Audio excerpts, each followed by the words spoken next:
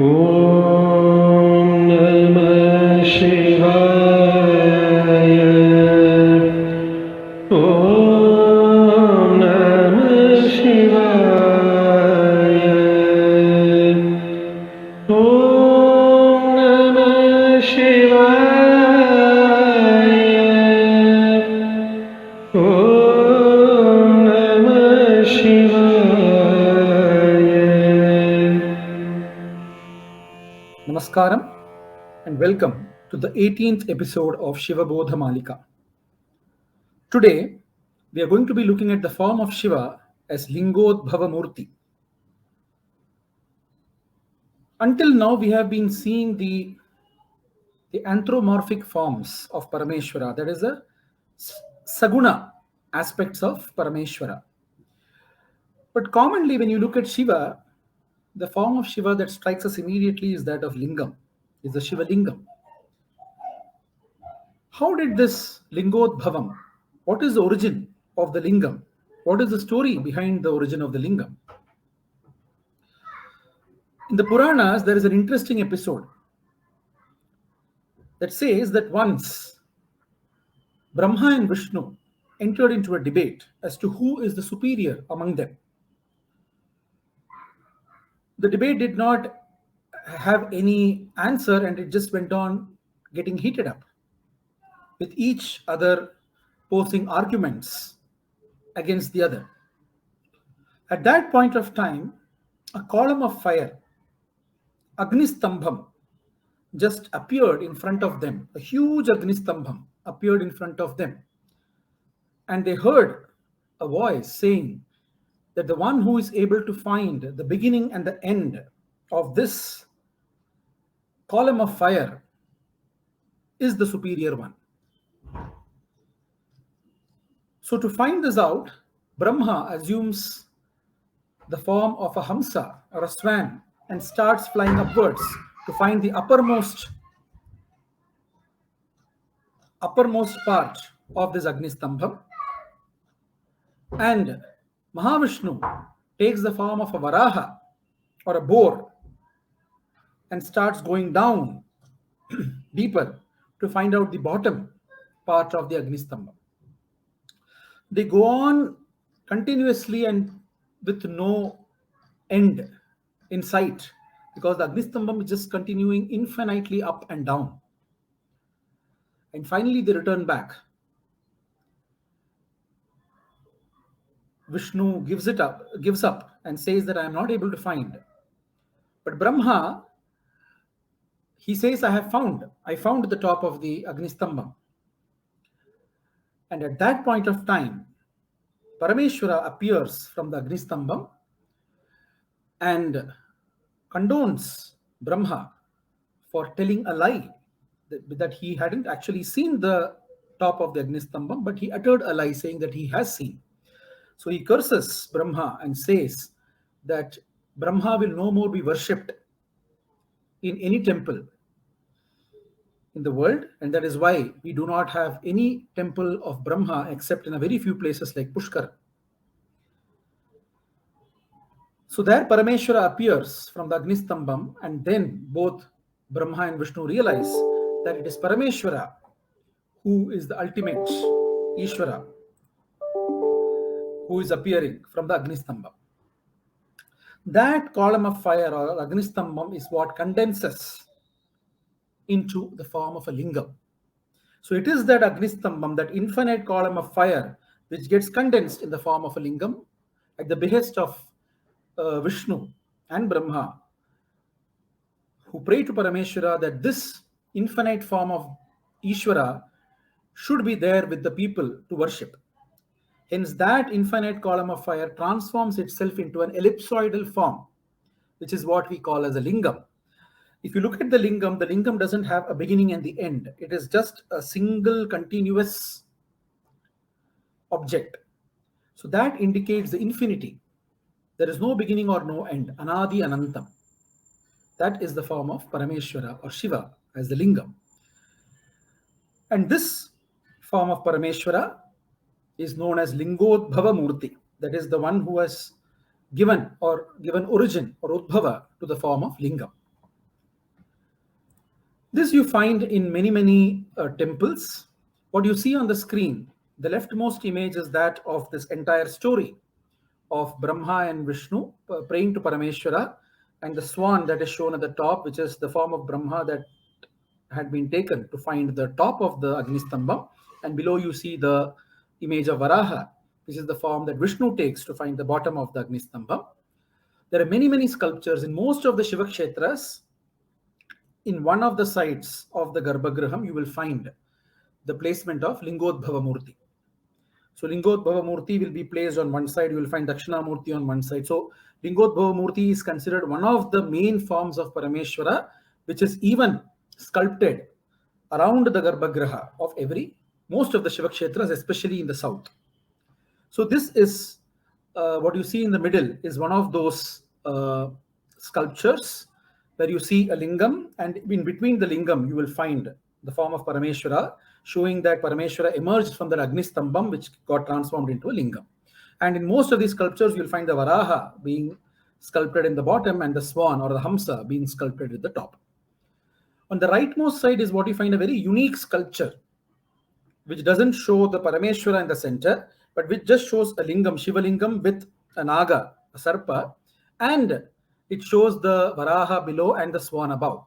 This is in the Trishunda Ganapati Mandir in Pune, which is a very rare, old, ancient temple, and which has got this very rare sculpture, which is showing a Shiva Lingam with the Hamsa and the Varaha. So this is the story behind the Lingodbhava Murti. Now the Lingodbhavam and this entire episode is sung by many Mahatmas, and especially in the Devarams. Tirujnana Sambandar, Appar and Sundaramurti Nayanar have definitely sung about this episode. One of the, in his very first Padigam, Tirujnana Sambandar, in the very first Padigam, Shodudai Saviyan, he says in one of the verses, Tanudal Shaiti Reikaniya Malodu Tanda Marayanum Neenudal Shaitolinan Nibindanenatullam Kavar Kalvan. Maludu Tandamarayanum. Mal refers to Mahavishnu and Tandamarayan refers to Brahma. So both of them are looking at this huge form of this Agnistambham which appeared, which is nothing but Parameshwara itself. There are so many songs that speak about this episode. The very famous song of Papanasham Shivan, Paratpara Parameshwara, says, Ariyanum Kana Ariya Jyoti. Ari Ayanum Kana. Ari refers to Hari or Mahavishnu. Ayan refers to Brahma. Ari Ayanum Kana Ariya Jyoti. Ariya Jyoti, that Agnistambham, Kana, they couldn't find the beginning and the end of this Agnistambham or this Jyoti.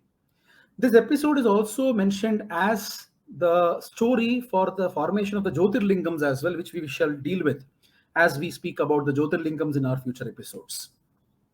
But this is primarily the story behind the Lingodbhava Murti, behind the formation of the Lingam or the Nirguna aspect of Parameshwara, which is the most common aspect of Parameshwara you will see in most of the Kshetras.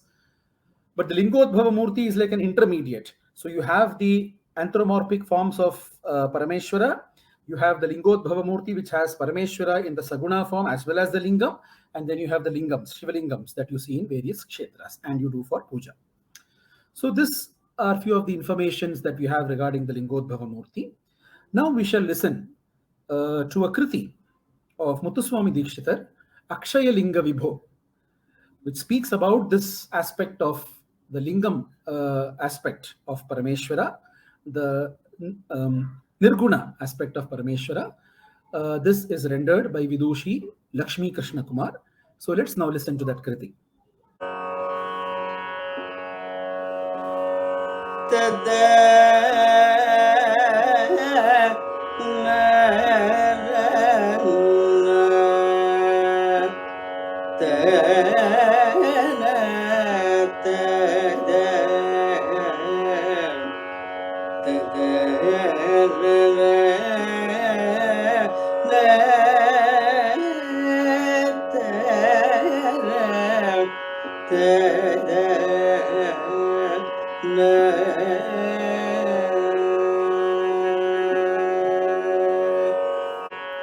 Akshay लिंग विभो स्वयं भो अक्षय लिंग विभो स्वयं भो अक्षय लिंग विभो स्वयं भो अक्षय लिंग विभो स्वयं भो अक्षय लिंग विभो स्वयं भो अक्षय लिंग विभो स्वयं भो अखिलांड कोटि प्रभु पाहि शंभो अक्षय लिंग विभो स्वयं भो अखिलांड कोटि प्रभु पाहि शंभो अक्षय लिंग विभो स्वयं भो अखिलांड कोटि प्रभु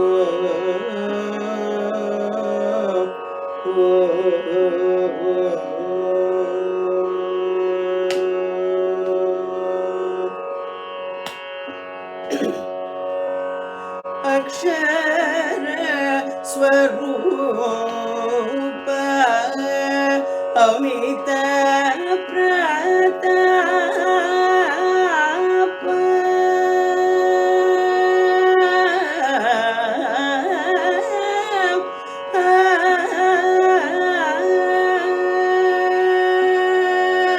अक्षर स्वरूप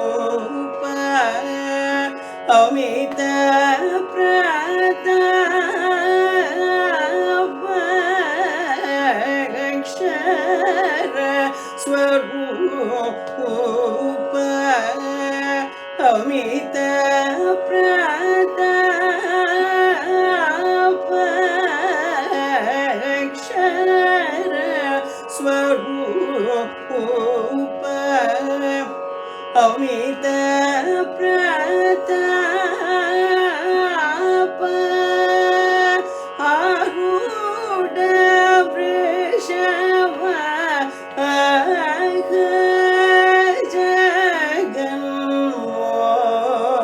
जगन्मोहन आरूढ़ वृषभ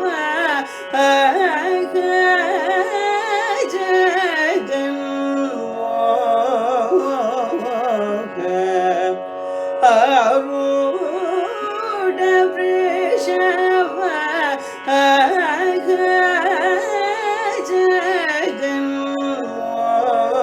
जगन्मोहन दक्ष शिक्षण दक्षतर सुर लक्षण विधि लक्षण लक्ष्य लक्षण बहुविचक्षण सुधाभक्षण गुरु कटाक्ष वीक्षण अक्षय लिंग विभो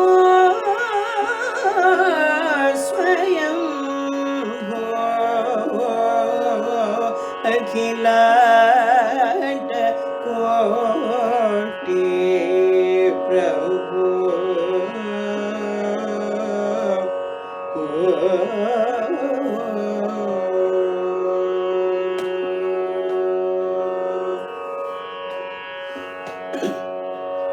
बदली वनमूल नायिका सहित बदली वनमूल नायिका सहित बदली वनमूल नायिका सहित बदली वनमूल नायिका सहित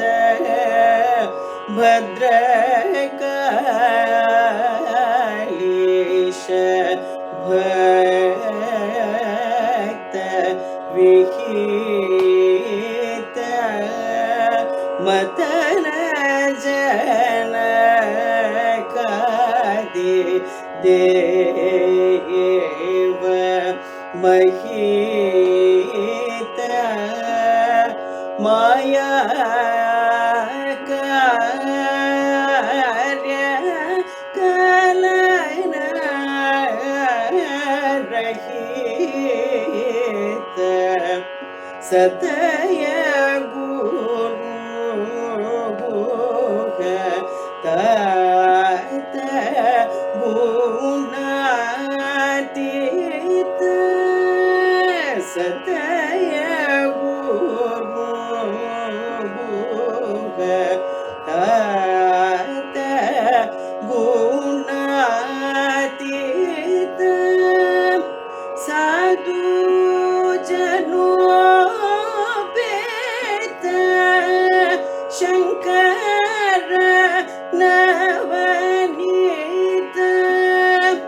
हृदय विभक्त तुम्बुरु संगीत ह्रींकार संभूत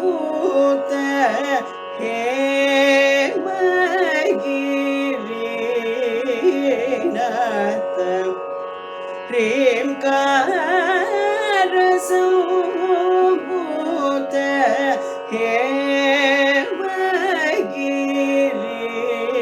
हेमगिरिनाथ सदाश्रित कल्पकमहीमुख पदाम्बुज भवरत गज तुरग पदादि संयुत चैत्रोत्सव सदाशिव सच्चिदानन्दमय अक्षय लिंग विभो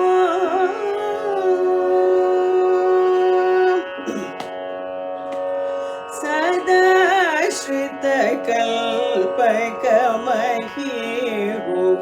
पदाम्बुज भवरत गज तुरग पदादि संयुत चैत्रोत्सव Sadashiv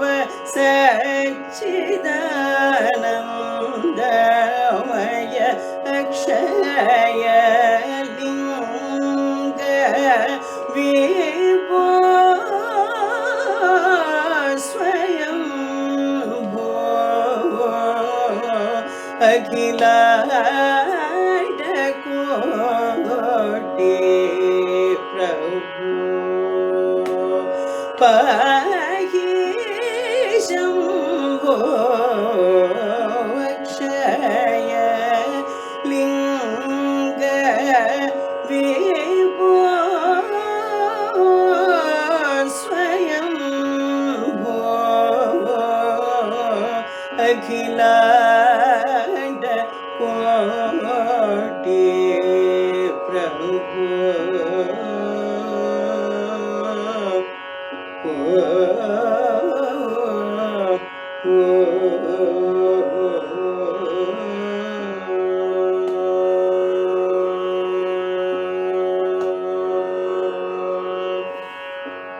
I hope all of you enjoyed the session today. Please do keep watching the sessions on Subhu's Corner and do like and subscribe the channel. Until we meet next, Namaskara.